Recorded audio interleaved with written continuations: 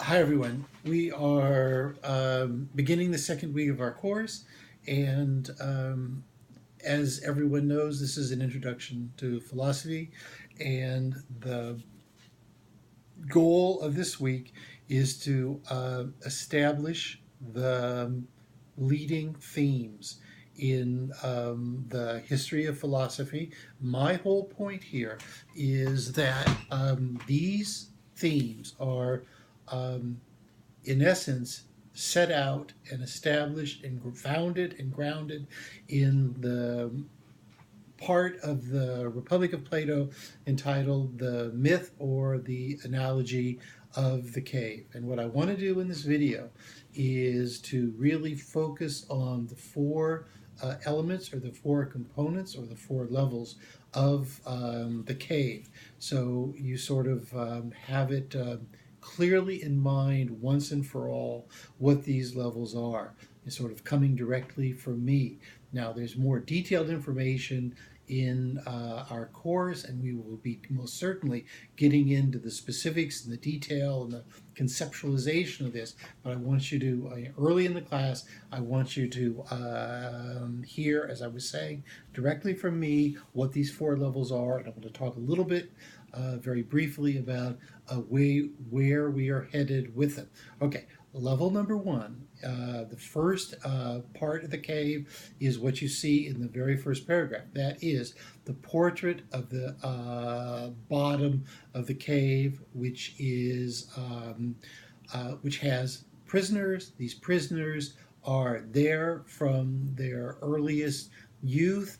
They are very limited. They cannot see outside of the cave. They cannot really determine the topography of the cave or that they are in a cave.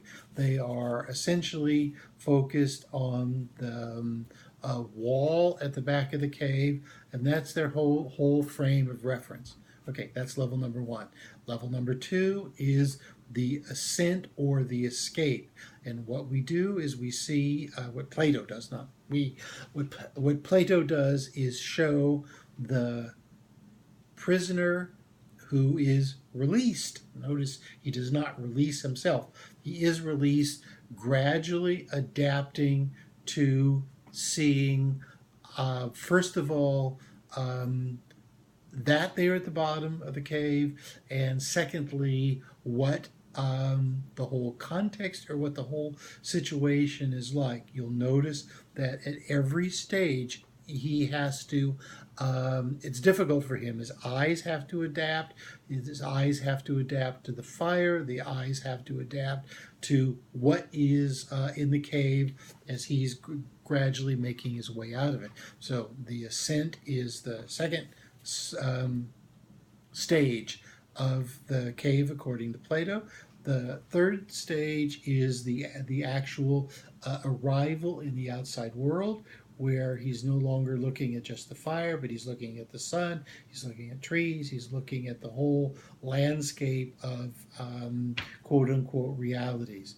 Okay, notice too that just as he had to adapt to being released from bondage, he has to adapt outside and gradually see how things are related to each other, because that's not something that's readily apparent, and it requires time. Okay, so that's the third part of the cave. The fourth part of the cave is the return, when the escaped prisoner has to or decides to return and try to make clear to the prisoners what he has just seen.